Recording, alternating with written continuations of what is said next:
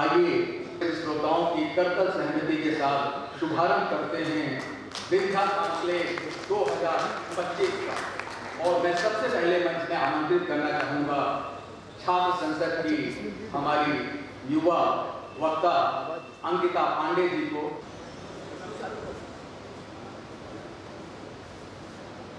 तोड़ भारत की जंजीरों को सामाजिक का बांधो हो, युवा शक्ति हो, युवा जोश हो, बादल की गर्जन का घोष हो, तुम भविष्य की अभिलाषा हो, सूखे चेहरों की आशा हो, श्रेष्ठ राष्ट्र की श्वास हो तुम, बल और उसकी परिभाषा हो। आज इस विंध्य कॉन्क्लेव बौद्धिक समागम में यहाँ उपस्थित सभी राष्ट्र को अग्रणी भूमिका में ले जाने के लिए इस वैचारिक मंथन में उपस्थित सभी वक्तागण और विद्वज्जनों को मेरा सादर प्रणाम। इस देश में वैचारिक युद्ध चल रहा है और इस वैचारिक युद्ध में वैचारिक मंथन करने के लिए आज विंध्य में एक कॉन्क्लेव आयोजित किया गया और इस राष्ट्र को अग्रणी भूमिका में ले जाने के लिए हम राष्ट्र के प्रति चिंतन कर रहे हैं। ऐसे विचार को आयोजित करने के लिए आनंदन टीम का, विवेक सिंह भैया का बहुत बहुत आभार कि आपने मुझे इस विषय पर विचार करने के लिए आमंत्रित किया।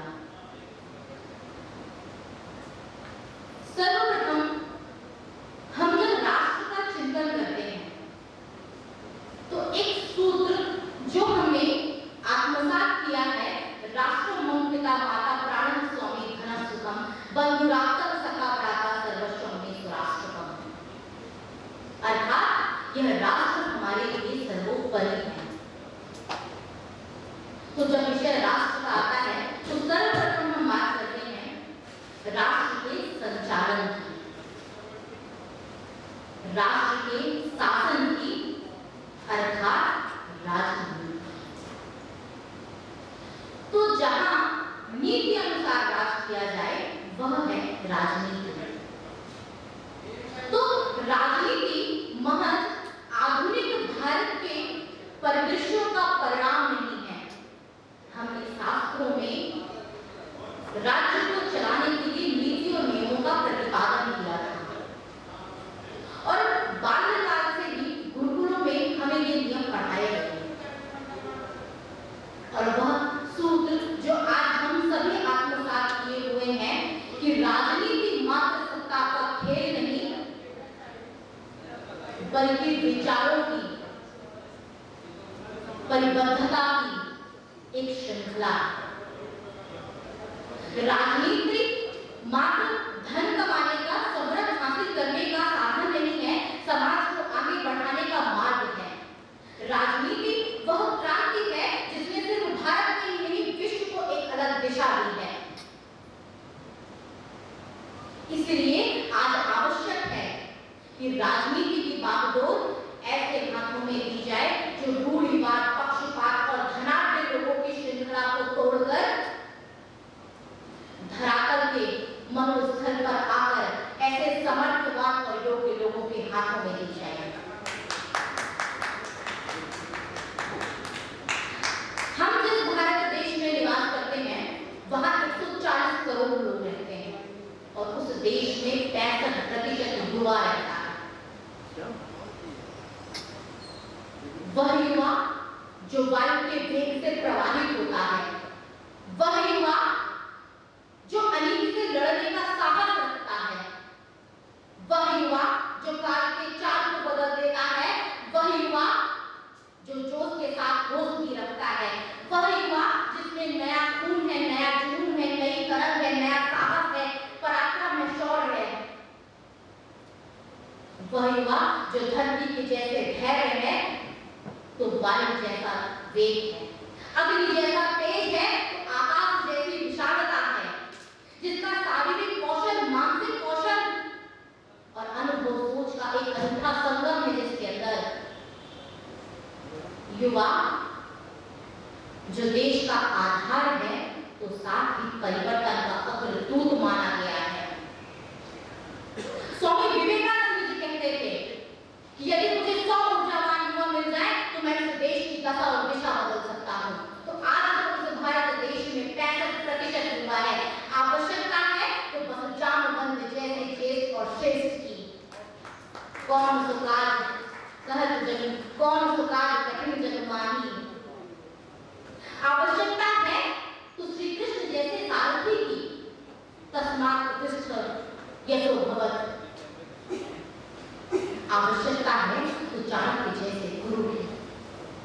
आज भी इस भारत देश में चंद्रगुप्त मौर्य, छत्रपति शिवाजी महाराज, महाराणा प्रताप और स्वामी विवेकानंद हो सकते हैं। बस आवश्यकता है हमें चाणक्य की, सकट गुरु रामदास की, आचार्य राघवेंद्र की और रामकृष्ण परमहंस जैसे गुरुओं की।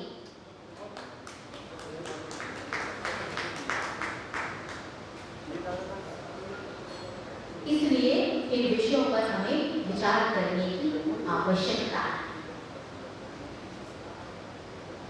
आज एक विषय आता है कि हम जिस भारत देश में निवास कर रहे हैं, उस भारत देश में हर क्षेत्र में युवा पीढ़ी आगे जा रही है।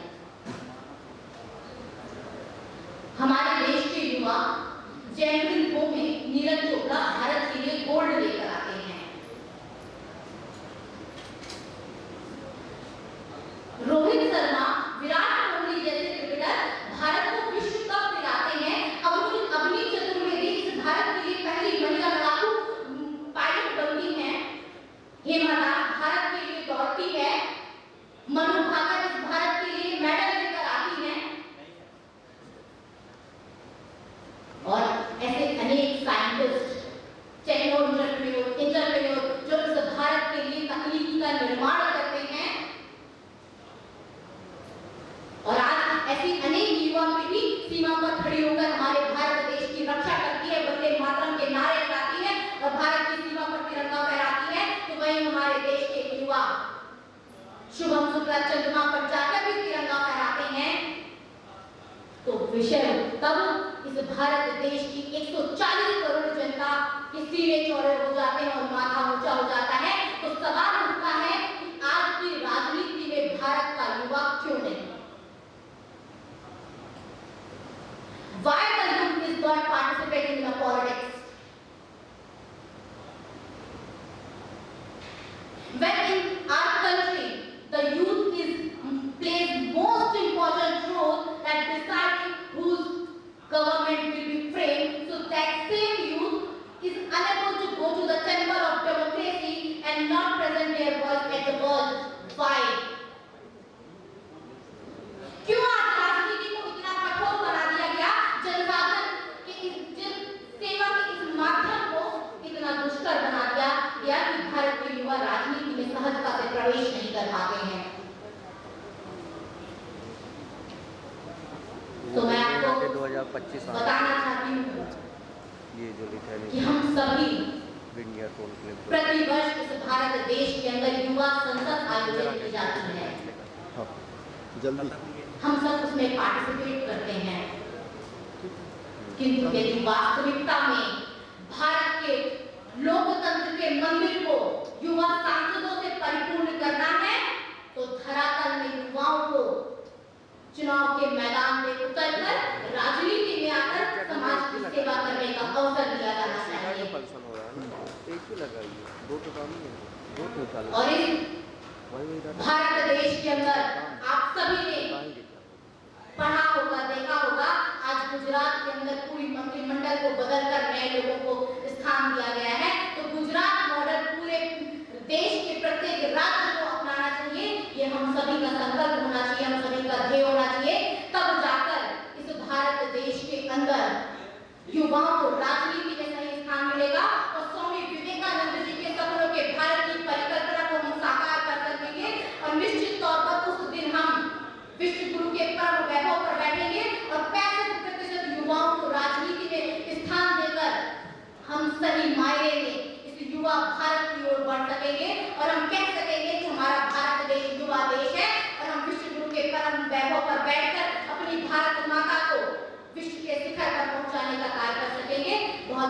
धन्यवाद। भारत माता की जय, वंदे मातरम। नेता नहीं हुए सरकारी